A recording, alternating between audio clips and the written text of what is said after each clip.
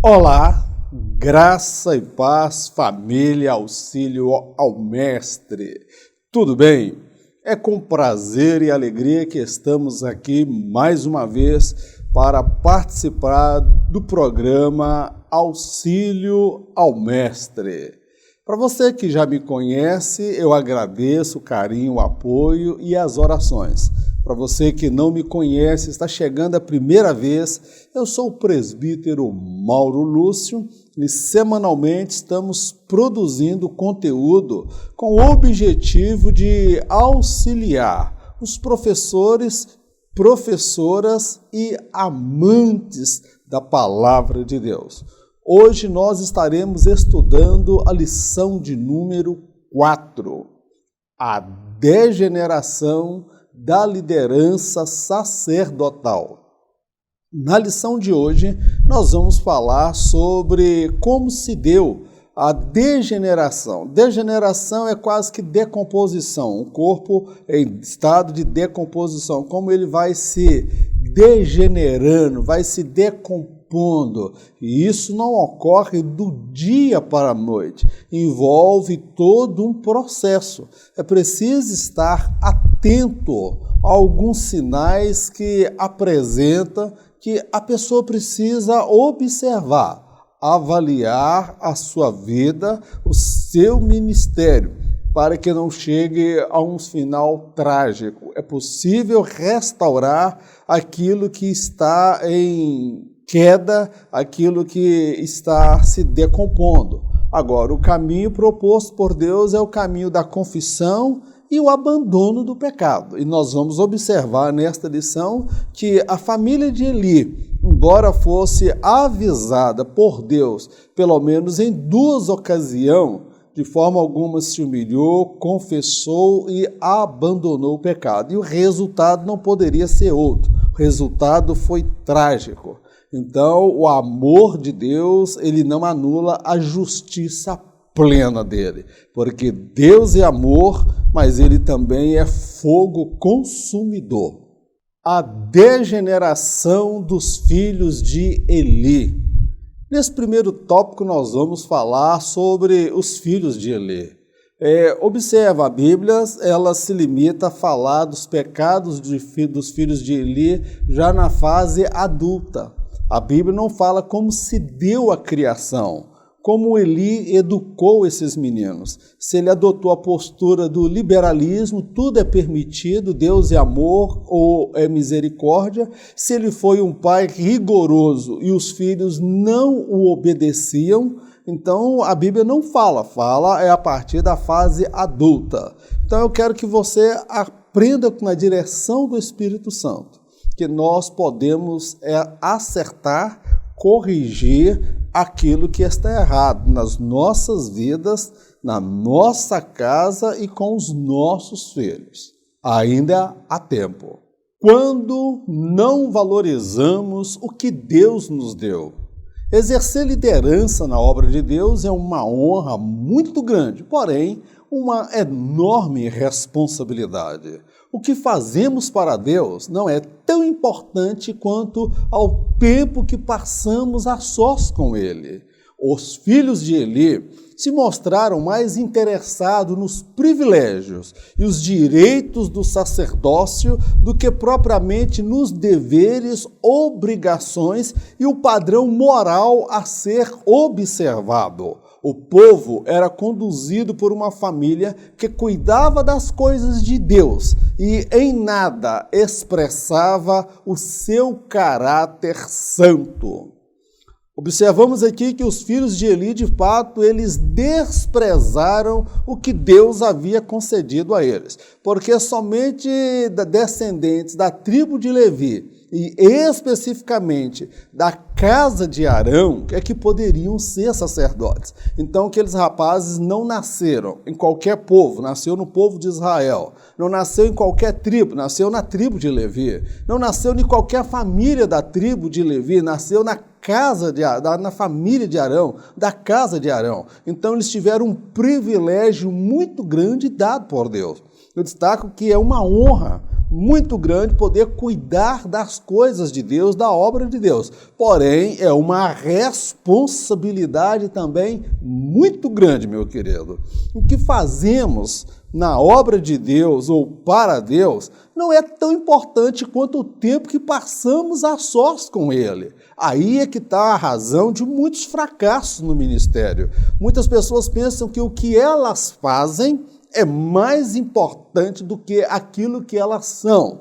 É como eu já disse em outra ocasião, há uma diferença entre a condição e o ofício. A condição, você é pecador por condição. Ofício é aquilo que você realiza. E jamais o seu ofício, o que você faz, está acima da condição que você é de pecador. Então é por isso que nós precisamos estar aos pés do Senhor, confessando os nossos pecados, pedindo Ele para nos dar força e graça, porque somos pecadores. Destaco também que os filhos de Eli, irmãos, eles se mostraram mais interessados nos privilégios e nos direitos do sacerdócio do que propriamente nos deveres. Observa, quais eram os direitos do sacerdote? Receber dízimos, receber oferta, receber honrarias, receber tudo quanto que era necessário para a sua subsistência, recebia casa, moradia, todos os privilégios. Eles queriam somente as flores, as pétalas, eles não queriam saber dos espinhos, porque todo direito implica também em deveres. Mas o problema dos filhos de Eli é que eles queriam somente os privilégios e os direitos decorrentes do sacerdócio. Agora, no que diz respeito à obrigação para com os padrões moral, os deveres, a pureza, a santidade, comunhão com Deus, intimidade com Deus, eles não tinham. Então, eles queriam somente o aqui e o agora, o material. Eles não queriam relacionamento com Deus.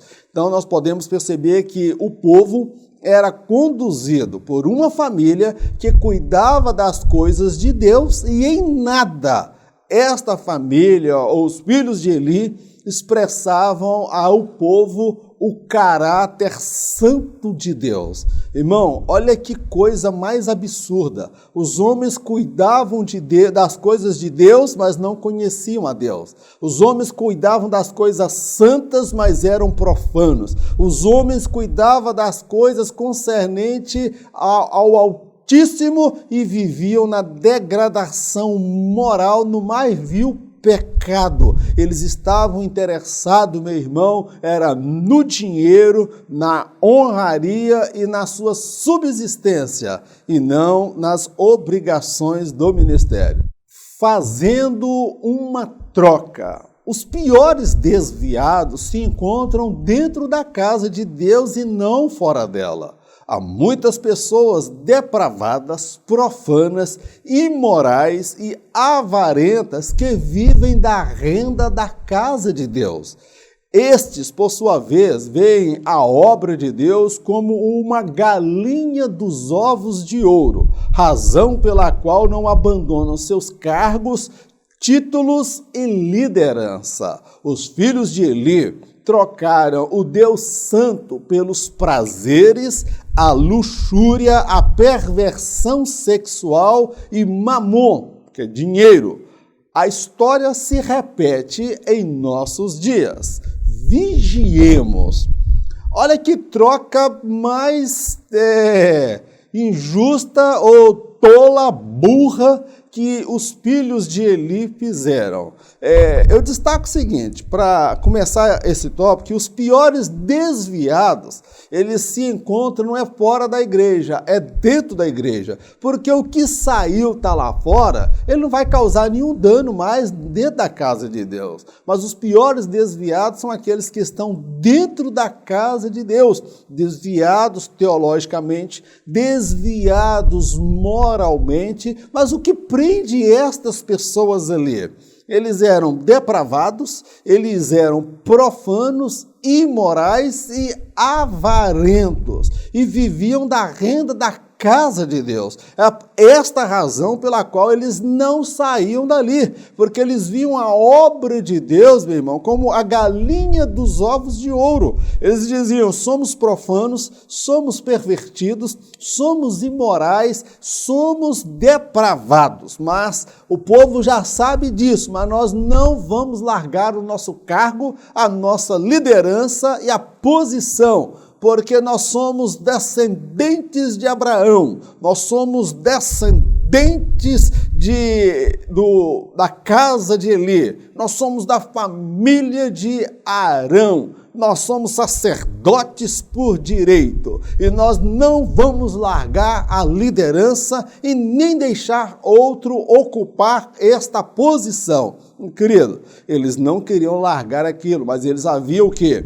Eles trocaram o Deus Santo pelos prazeres, a luxúria, a perversão sexual e mamon, que é conhecido como dinheiro. Alguns falam o Deus do dinheiro. Eles não tinham nada de Deus, eles trocaram a Deus por fantasias sexuais, de ponto que as mulheres faziam fila, porque parece que os rapazes ali era bom para dar prazer às mulheres e não para levá-las a ter pudor, temor de Deus. Eles estavam contaminando todo o arraial de Israel. A imoralidade, a perversão, se ela acontecia no templo, imagina o que era nos outros arredores do templo, meu irmão, ou do tabernáculo. Então, meu irmão, eles largaram o Deus de Israel por conta dos prazeres, da luxúria e por causa do dinheiro. É por esta razão que eles não saíram, eram desviados dentro da casa de Deus, ocupando cargo de liderança e não tinham nada de Deus. Matadores de profetas. Somos a geração que tende a matar e corromper os profetas que Deus levanta. O excesso de honraria, os cachês cada vez mais gordos, a idolatria, pois são tratados como se fossem estrelas do Evangelho, o estrelato, a visibilidade exacerbada e a bajulação são práticas que tendem a corromper, anular e matar o ministério de muitos que são chamados pelo Senhor. É lícito honrar e abençoar um homem de Deus. O perigo reside na forma e ou excesso com que se dá esta honraria. Meu querido, Jesus, certa feita, ele disse, Jerusalém, Jerusalém, que mata e apedreja os profetas que te são enviados. Nós somos a geração, irmãos, mais propensa a matar profetas. Homens que são levantados por Deus. É perigoso demais ser profeta nesta geração, porque nós vamos falar aqui de uma outra característica, porque somos a geração, meu irmão, que mata, corrompe os profetas que Deus levanta. Mas, irmão, mas que absurdo é esse que você está falando? Observe, nós criamos um ambiente todo propício para que estas pessoas se corrompam. O excesso de honraria. Não, é muita honraria que é feita, é muita bajulação, é muito prêmio, é muito presente. O aniversário do líder tem mais peso do que a comemoração de outras datas festivas do ano. Os cachês cada vez mais gordos que são pagos a esses pregadores que começaram bem com uma chamada de Deus, mas a própria igreja, ela às vezes contribui para que esses homens venham se corromper com cachês cada vez mais gordos, cantores e pregadores que ganham 5 mil, 6 mil, 8 mil reais, 10 mil para pregar numa igreja, com hotel, avião, mais oferta de amor e a idolatria que esses homens recebem, que eles são tratados como se fossem estrelas do evangelho. Há muitos lugares que festividade só é festividade se o pregador tal aparecer, se a cantora tal aparecer. Nós vemos aí também o estrelato, pessoas que surgem como estrelas, e é estrelas do mundo gospel, estrela do mundo evangélico. Meu irmão, só tem uma estrela, que é a estrela da alva, a estrela da manhã, que é Jesus, tá bom, meu irmão? O evangelho é o evangelho de uma estrela, não é o evangelho de 5 estrelas, só tem uma estrela, e esta estrela chama-se Jesus de Nazaré. Eu destaco também a questão da visibilidade exacerbada. As pessoas ficam visualizando, bajulando, enaltecendo. Meu irmão, quem é que aguenta isso, meu querido? Quem é que aguenta uma situação? Essas tendências, irmão, e essas práticas, elas tendem a corromper, anular e matar o ministério de muitos que são chamados pelo Senhor. Então nós criamos todo o ambiente, irmão, para que estes homens acabam se corrompendo, se perdendo. Você quer matar um homem de Deus?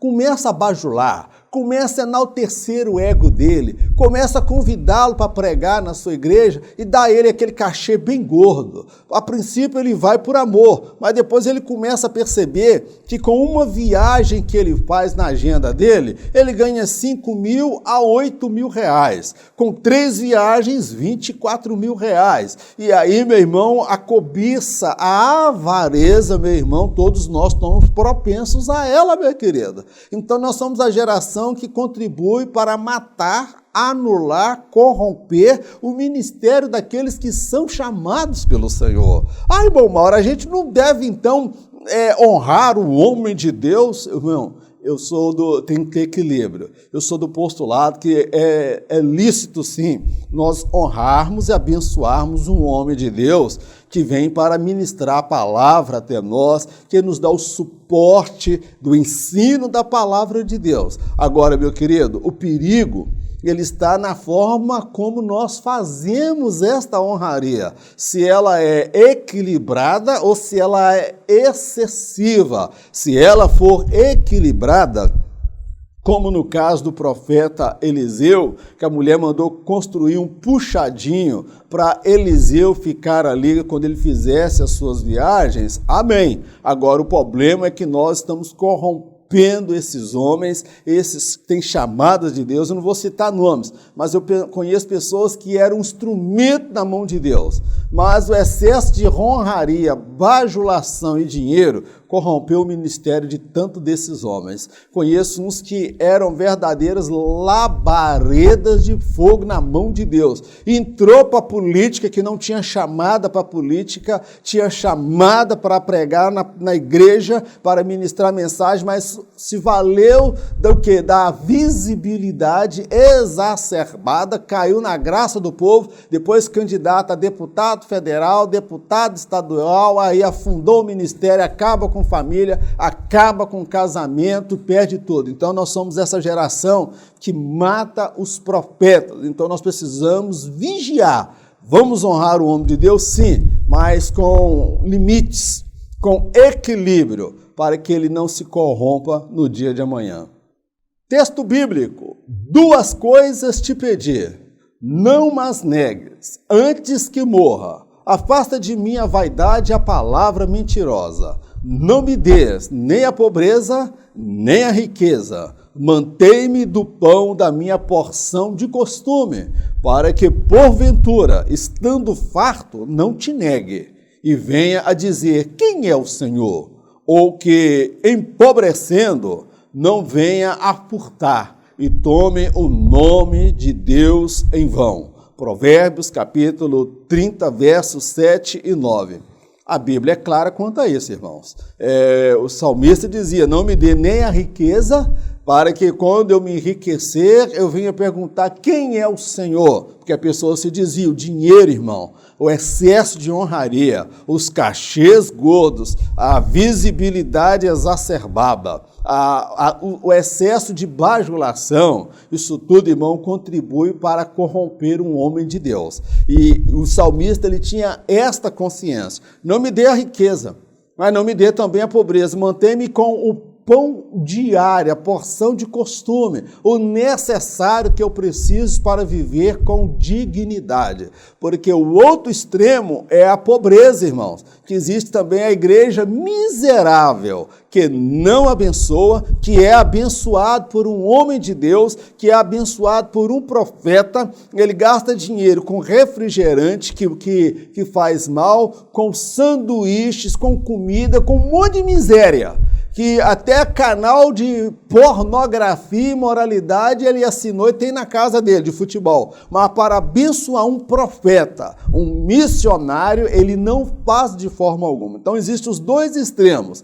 A igreja que corrompe porque dá demais e a igreja miserável que nada dá e a pessoa acaba passando por situação difícil. Então precisamos ter aí um equilíbrio ao lidar com esta situação.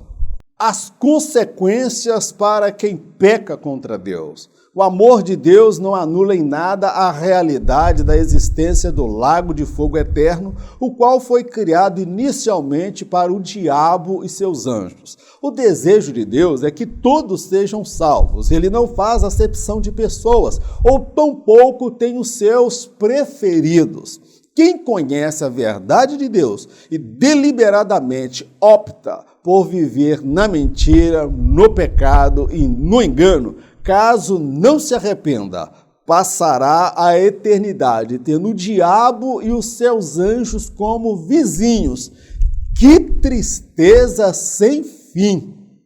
Aí nós vamos ver a consequência, meu irmão, de quem peca contra Deus. Uma coisa é você pecar contra seu irmão. Uma coisa é você pecar contra o seu próximo, outra coisa é você pecar contra a santidade de Deus. É você afrontar a santidade de Deus. Então nós observamos, primeira coisa, que o amor de Deus não anula em nada a realidade da existência do lago de fogo eterno. Então, observa, Deus é amor, mas o lago de fogo eterno existe.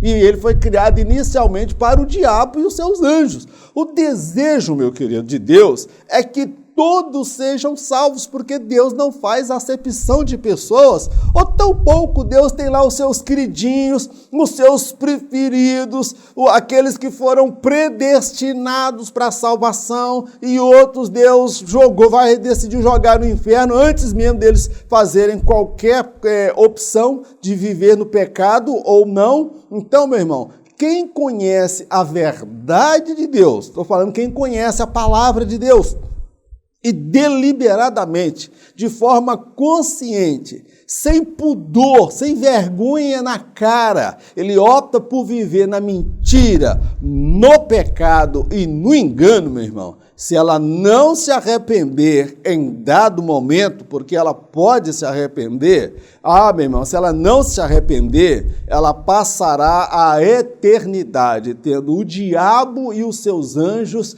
como vizinhos do lado. Olha que vizinhança mais terrível, meu irmão. Que fim mais triste para quem conheceu a verdade de Deus e ainda assim abusou da graça, achando que Deus é só amor. Deus é só misericórdia, Deus é mamão com açúcar, meu querido. Então as consequências para quem peca contra Deus, irmão, elas são terríveis. Se você está na casa de Deus, eu oro ao Espírito Santo de Deus que quebrante o teu coração.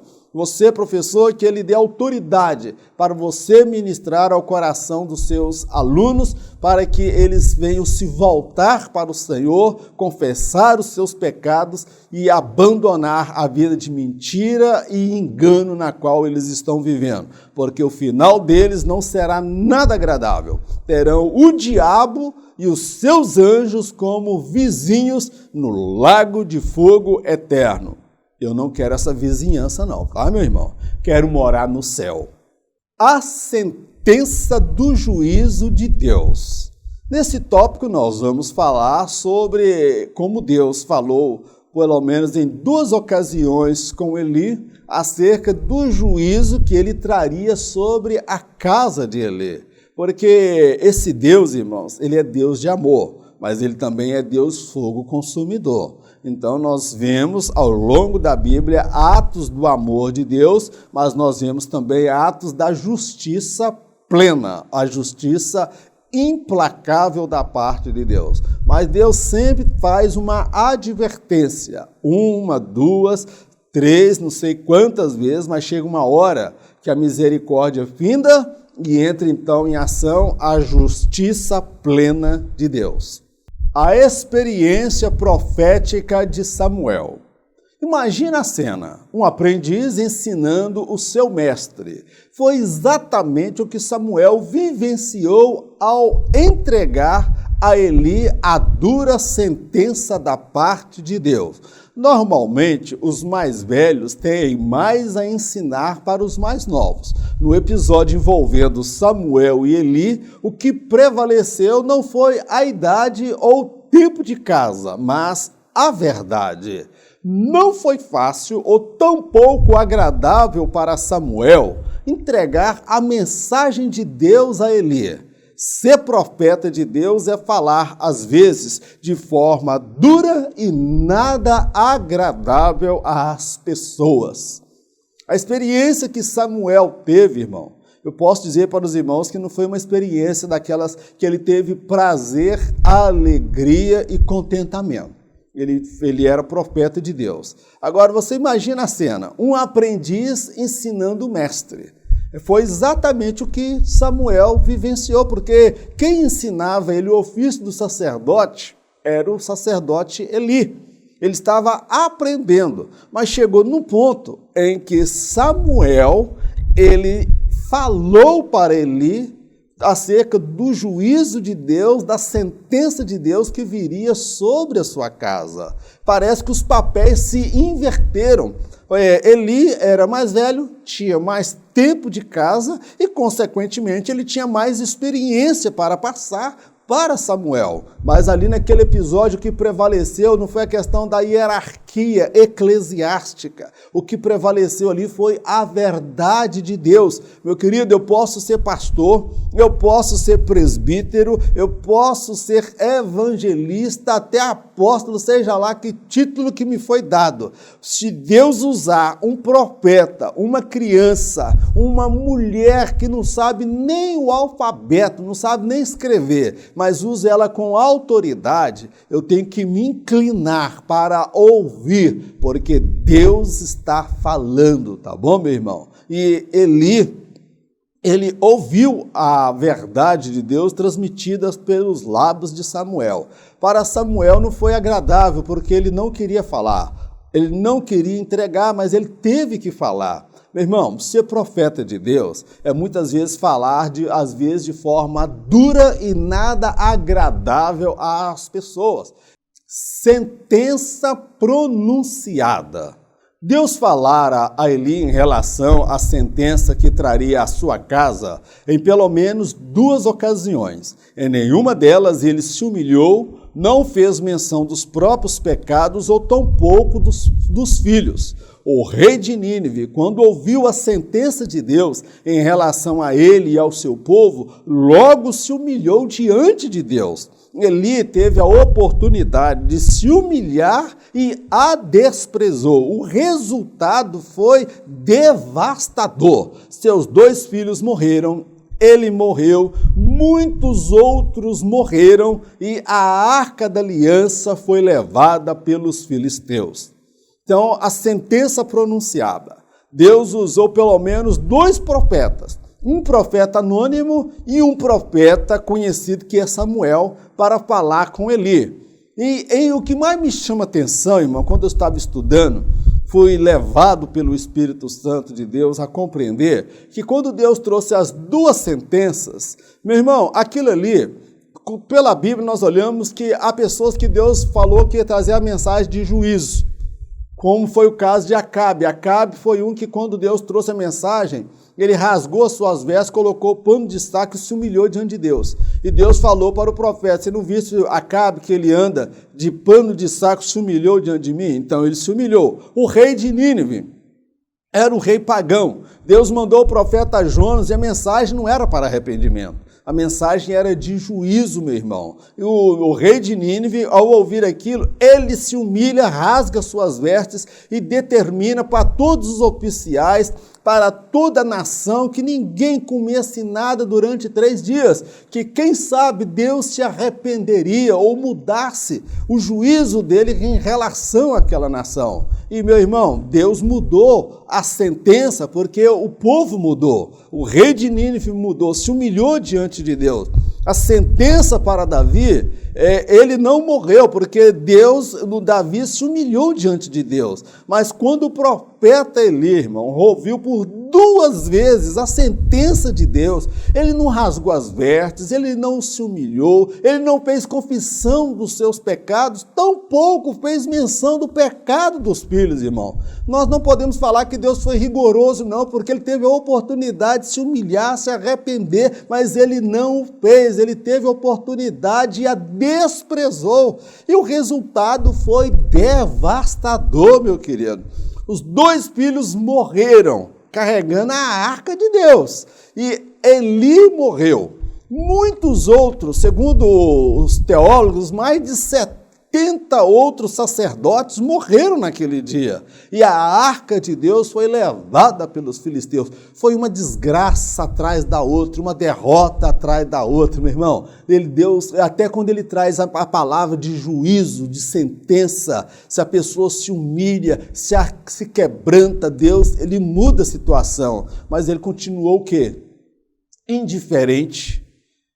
Parecia que não era com ele. Ah, Deus vai matar? Tá bom. Vamos ver então se vai cumprir, se vai acontecer. Tem gente que endurece o coração, irmão. Meu querido, se você está em pecado, se você está vivendo uma vida na imoralidade, quando Deus falar com você, talvez esteja falando com você agora, por intermédio da minha vida, e eu sou barro, o meu telhado é de vidro, mas está usando esse barro, esse pecador para falar com você, se humilha diante dele, confessa o seu pecado.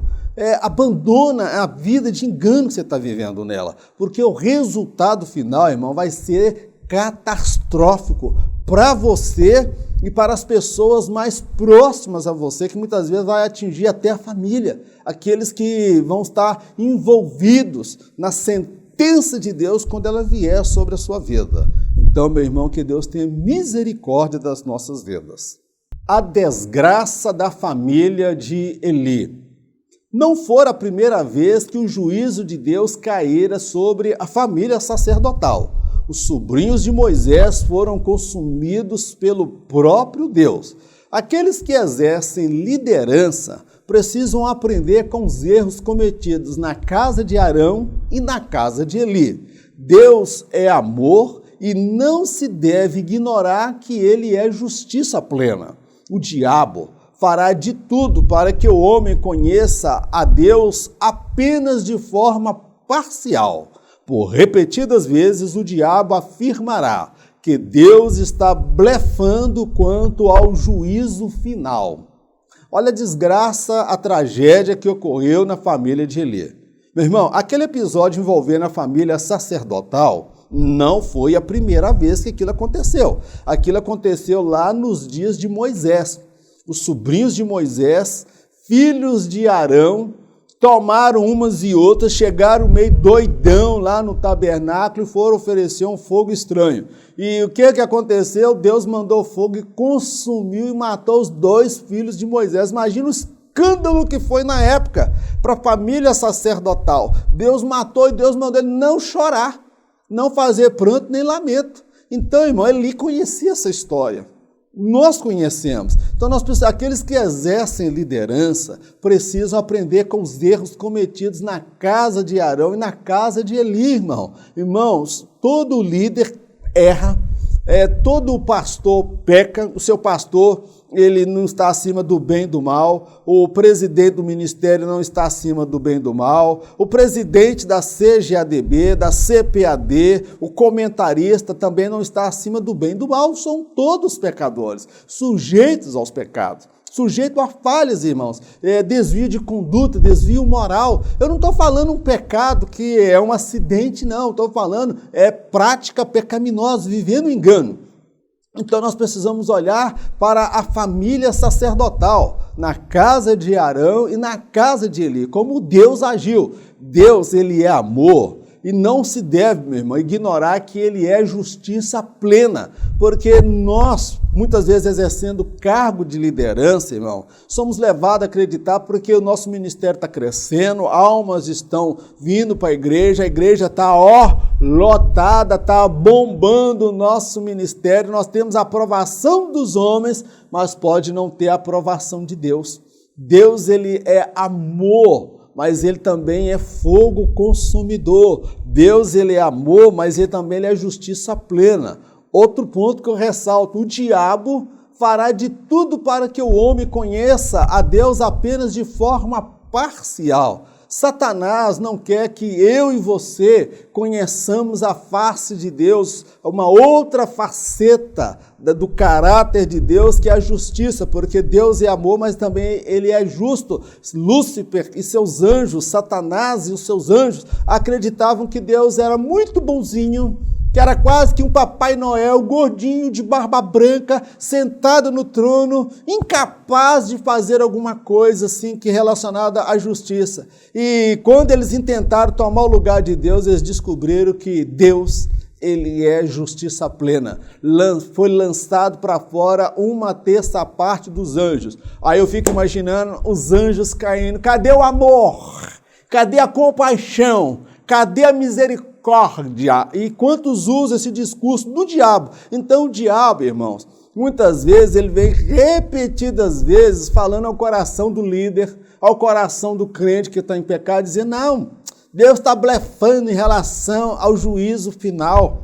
Deus de forma alguma vai julgar os homens, porque Deus, ele é amor, ele é misericórdia, ele não vai suportar ver um filho seu, uma criatura sua, queimando no lago de fogo eterno por toda a eternidade.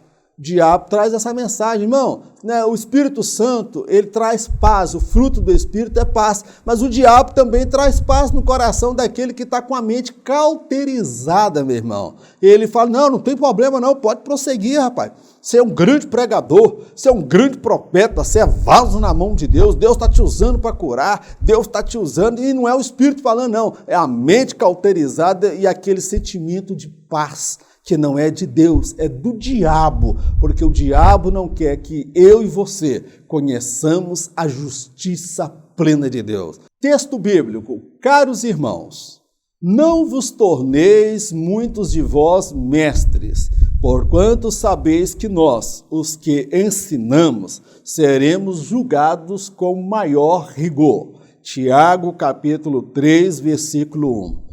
Esse texto aqui, meu irmão, é para dar um alerta para aqueles que brigam por causa do cargo, para aqueles que estão em pecado na casa de Deus, que estão liderando, que está à frente de um rebanho, mas não largou a liderança, não largou o rebanho, não confessou o pecado por causa das vantagens do ministério. Olha o conselho de Tiago, irmãos, não vos torneis muito de vós mestre. Mestre é quem ocupa posição de destaque, é quem ensina, porquanto sabeis que nós, ele está se referindo a ele também, irmão, nós, os que ensinamos, seremos julgados com maior rigor, irmão. Irmão, uma coisa é você mexer com um crente que é sentado no banco, Agora, uma coisa é mexer com um crente que tem pleno conhecimento, que lidera a pureza, o caráter, o testemunho dele, irmão, tem que ser mais do que o crente que é membro da igreja. Ele tem que ter um testemunho, um caráter ilibado, irmão, porque o juízo de Deus, irmãos,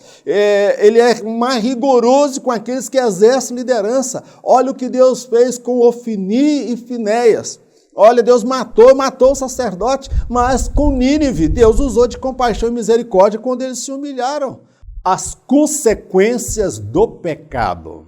Nesse tópico nós vamos falar, meu irmão, do pecado e as consequências advindas daqueles que vivem na prática do pecado. Essa aqui é uma doutrina na teologia que nós estudamos com o título de amartiologia, que é a doutrina do pecado. Irmão Mauro, mas todo mundo é pecador. É verdade, todo mundo é pecador por condição, porque é descendente de Adão. Agora, aqueles que vivem na prática do pecado por uma questão de opção, eles optaram. Então, uma diferença muito grande ser pecador por condição, porque herdou a natureza adâmica, e ser pecador por decisão, por opção. A pessoa escolheu viver uma vida no pecado. São duas situações diferentes dentro do assunto chamado pecado. Nos acompanhe. O preço do pecado. Eli era o sacerdote da nação e também no seu lar.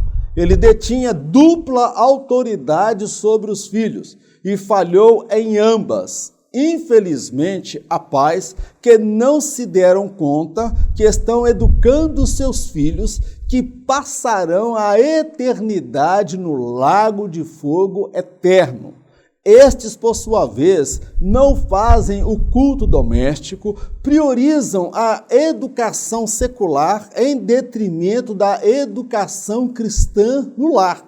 Se os filhos começam a expressar desvios de caráter e conduta, esses pais fazem vistas grossas. O resultado é o inferno. Olha o preço do pecado, meu irmão. Na casa de Eli. Eli, irmãos, ele tinha dupla autoridade sobre os filhos. Primeiro, ele tinha autoridade porque ele era pai. Ele, na qualidade de pai, ele tinha que exercer a autoridade dele sobre os filhos. Ele também tinha uma outra autoridade porque ele era sacerdote. Ele era o sumo sacerdote. Ele tinha autoridade sobre os filhos que eram sacerdotes. Eles podiam colocar ele na disciplina, tirá-lo do cargo, deixar eles no banho-maria. Falou, vocês não têm condição para estar à frente, eu coloco outros no lugar de vocês. Mas não, meu irmão, aí o que imperou a questão que é o que? Foi o sentimento patriarcal. Ou seja, ele era pai e consentiu com o erro dos filhos. Ele falhou duas vezes, como sacerdote e como pai. E nós observamos aqui, meu irmão, que infelizmente há pais que ainda não se deram conta que estão educando os filhos de forma equivocada. Estão educando os filhos, preparando os filhos para passar a eternidade no lago de fogo eterno. Sangue de Jesus tem poder, irmão Mauro. Que negócio é esse que eu estou educando meu filho para morar no inferno? Meu filho quer que ele mora no céu. Você quer que seu filho mora no céu. Agora a questão é a seguinte. Olha o tipo de pai que está preparando o filho para morar no inferno e não no céu. Esses pais, eles não fazem culto doméstico. O principal culto que o seu filho tem que ter não é lá na igreja, não é lá no congresso, não é no simpósio, não é no culto de domingo para ele cantar com os jovens, não. O principal culto que o seu filho tem que conhecer é o culto doméstico, é o culto na sua casa. Esse tipo de pai que está educando o filho para morar no inferno, eles priorizam a educação secular em detrimento da educação cristã no lar. Aí aqueles pais que preocupam da melhor escola particular para os filhos, os melhores professores, o melhor material pedagógico. Inglês, ele fala vários idiomas, ele preocupa tanto trabalho igual doido para poder dar educação para o filho, mas ele não tira tempo para educar o filho, dar ele a educação cristã no lar, porque você é sacerdote do seu lar, eu sou sacerdote no meu lar. Se os filhos começam a expressar desvios de caráter e conduta, esses tipos de pai fazem vistas grossas. Está vendo que o filho está agindo de forma inapropriada, Vai lá, dá uma olhadinha no smartphone do seu filho. Dá uma olhadinha nas páginas de Facebook, o que ele está curtindo, o que ele está compartilhando. Dá uma olhadinha lá no Instagram dele. Dá uma olhadinha lá no YouTube para ver que vídeos ele está acessando. Então o filho começa a demonstrar desvios de caráter e conduta. Inversão de valores e prioridades. Até pouco tempo atrás, o ideal de muitos pais cristãos era almejar para o filho o batismo no Espírito Santo, os dons espirituais, o fruto do Espírito e a chamada para o ministério. Os nobres ideais foram substituídos por diplomas acadêmicos, não importando se no decorrer do processo o filho se desvie da casa do Senhor. A alegria da salvação em muitos lares foi substituída pelo espírito do materialismo, que é a forma de se viver, priorizando os bens, as coisas, os valores e prazeres deste mundo. Nós vivemos a era da inversão de valores e prioridades. Não é só lá na sociedade, dentro da casa de Deus, meu irmão. Vamos falar disso aqui, não está proposto pelo comentarista. Até pouco tempo, qual que era o sonho do pai?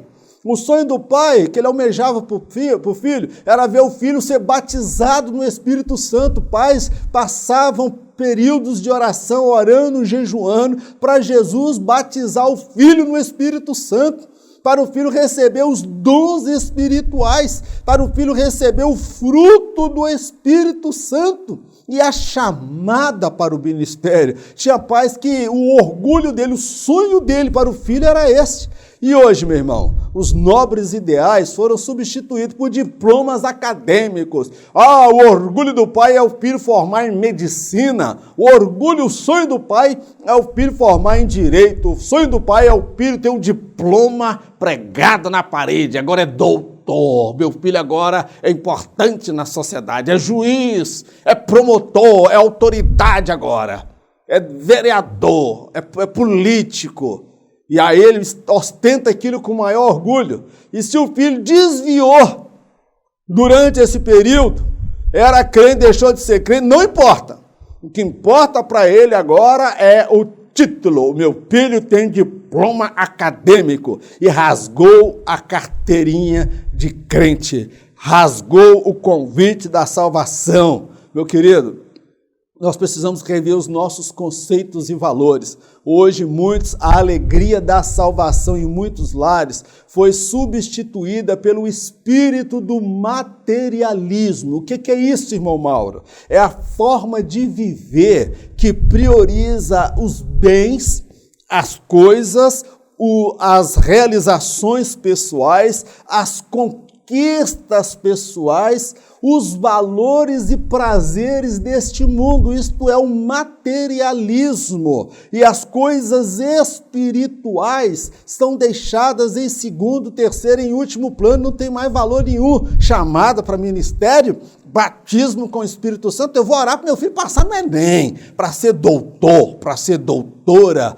Aí, meu irmão, há pais que estão educando filhos para morar no inferno, uma verdadeira inversão de valores. Meu irmão, nós devemos orar que os nossos filhos sim tenham diploma, mas que eles nunca percam a alegria da salvação, de serem médicos, mas crentes, serem juízes, mas salvos no sangue, lavado, remido, ensaboado, enxaguado no sangue de Jesus Cristo. Amém, meu querido? Se o seu filho, depois do diploma, está desviado, você fala, meu filho, eu tenho dó de você.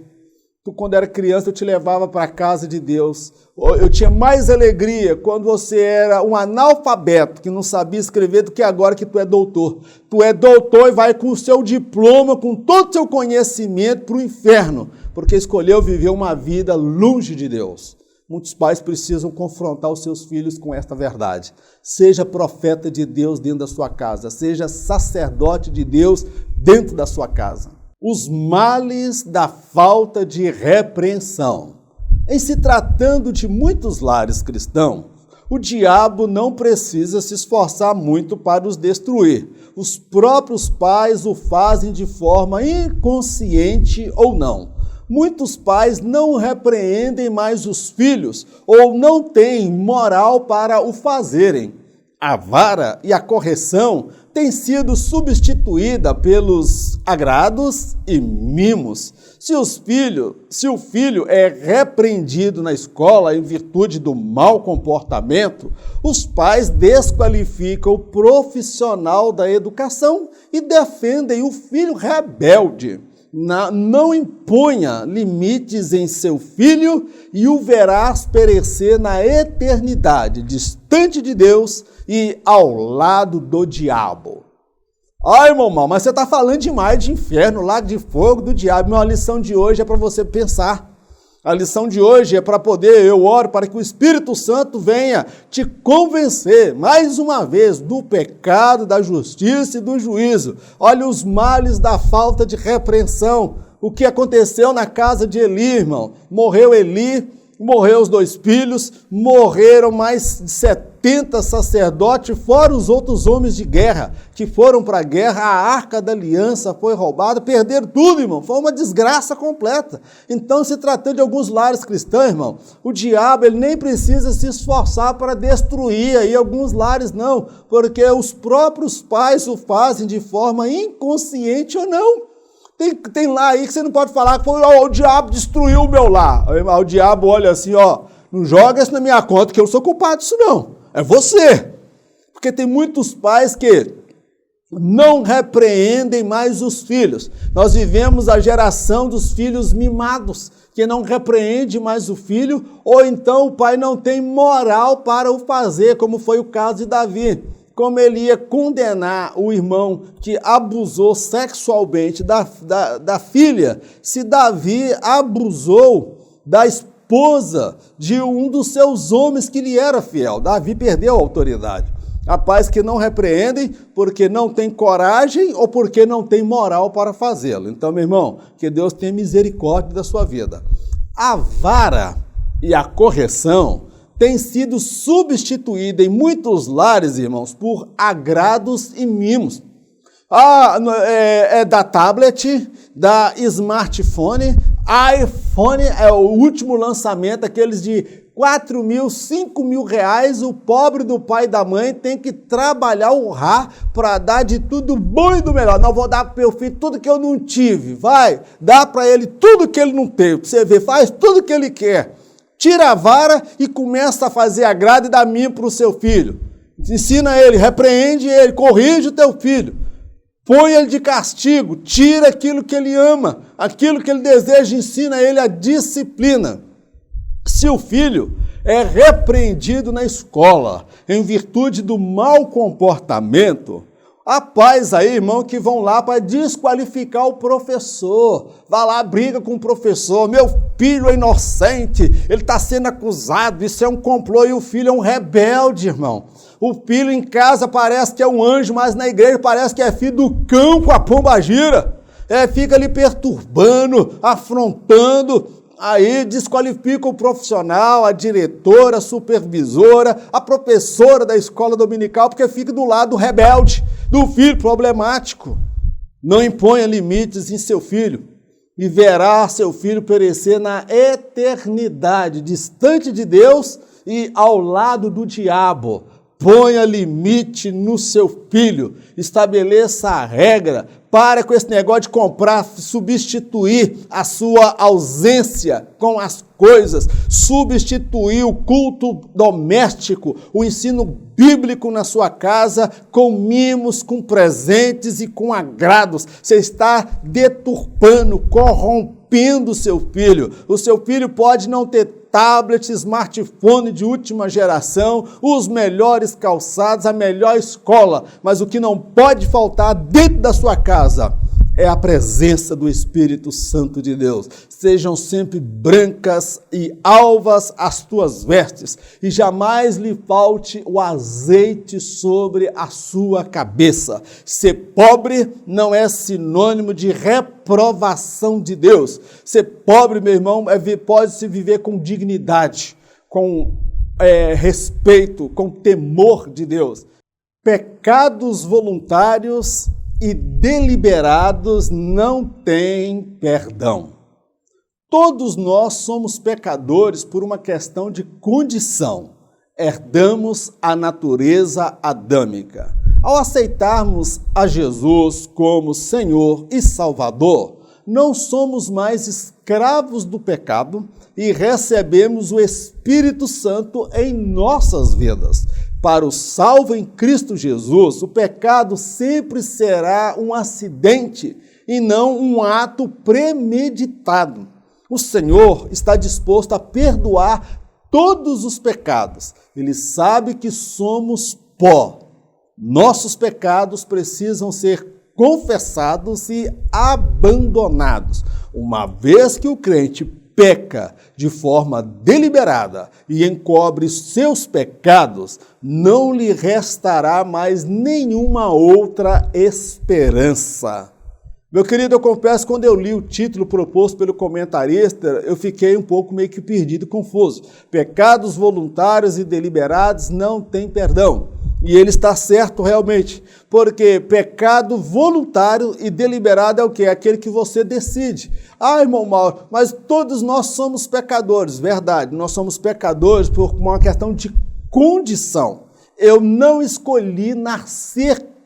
Deus me trouxe a este mundo e eu sou descendente de Adão. Eu recebi a herança maldita, a natureza adâmica que tem prazer no pecado. Agora, existe uma questão entre ser pecador, uma questão de condição, e viver na prática do pecado por uma questão de opção. Condição é aquilo que foge ao seu controle. Opção é aquilo que você escolhe ser. Então, meu irmão, aqui o pecado está, se o comentarista está falando aqui, que não é o pecador que nasceu na condição de pecador. Ele é pecador porque nasceu na condição, mas ele não vive na prática do pecado, meu irmão. Porque quando nós aceitamos a Jesus como Senhor e Salvador, nós não somos mais escravos do pecado e recebemos o Espírito Santo de Deus em nossas vidas. Glórias a Deus, irmão. Que nós temos a natureza adâmica, mas nós temos o Espírito Santo que habita na nossa vida, que nosso corpo é templo do Espírito Santo.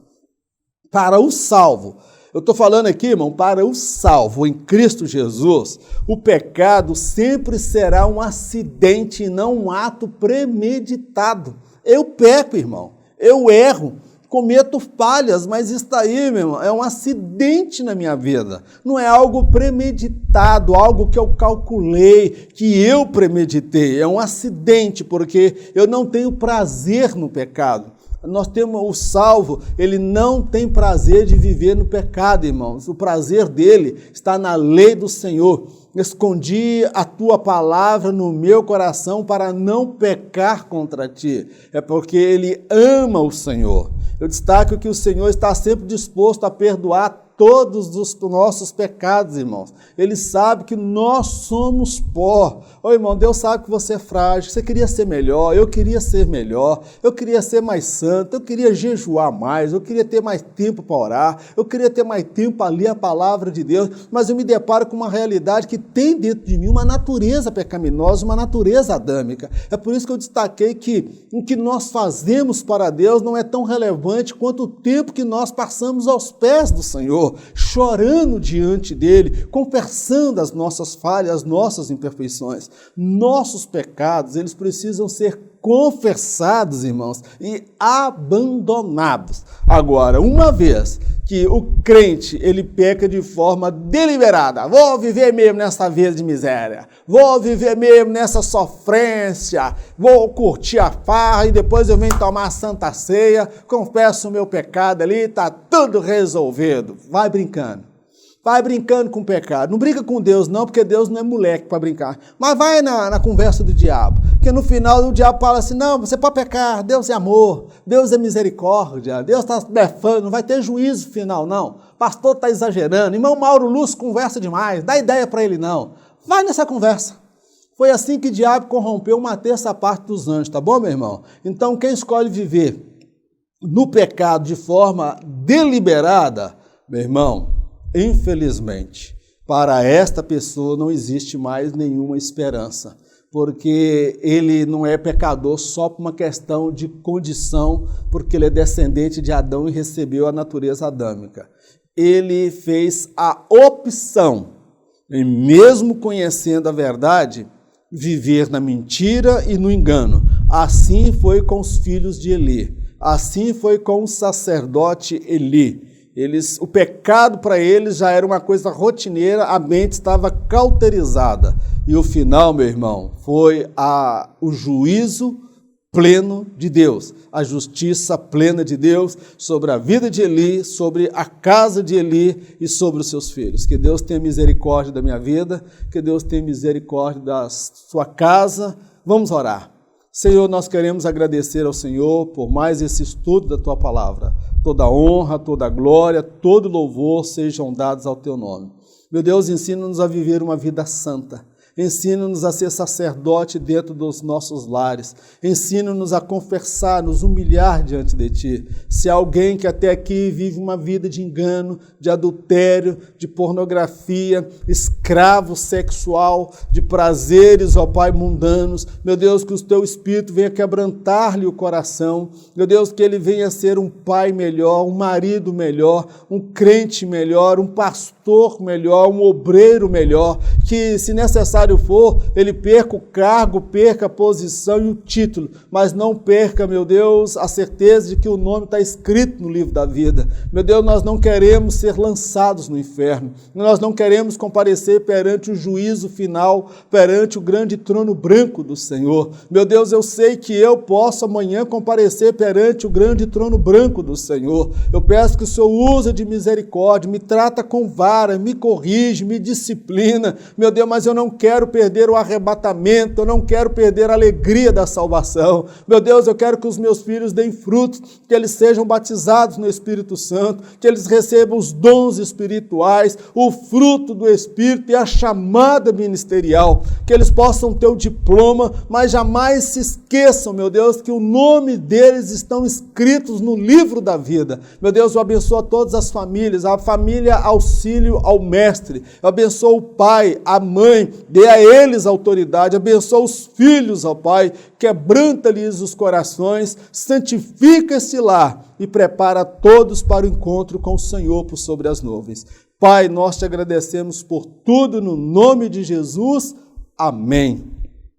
Meu querido, eu agradeço a sua participação, a sua paciência. Nós procuramos sintetizar tudo dentro de 1 hora e, às vezes, nós acabamos prolongando um pouco mais. Eu conto com você produzindo esse conteúdo aqui na direção de Deus e você compartilhando. O meu papel é produzir esse conteúdo. O seu papel é nos auxiliar, compartilhando, divulgando a palavra de Deus, e na medida que Deus moveu o teu coração, dê-nos a condição financeira, material, para prosseguirmos e ampliarmos esse projeto Auxílio ao Mestre. Se você precisar dos slides, me procure no WhatsApp, no rodapé que tem aí meu telefone, e eu vou enviar para você gratuitamente, tá bom, meu irmão? Não vai ser cobrado nada, não é de graça não, porque Jesus já pagou lá na cruz do Calvário, eu já fui muito bem pago por ele, tá bom? Um forte abraço e outro sim, em caso de arrebatamento, eu já ia esquecendo, eu não estarei aqui para ministrar a próxima lição. Em caso de arrebatamento, eu vou subir, encontrar com o meu Senhor Jesus, mas eu quero trazer uma palavra de alegria para você. Você e a sua casa e a minha casa, todos nós subiremos e nos encontraremos com o Senhor Jesus. Que o Espírito Santo de Deus te abençoe em nome de Jesus.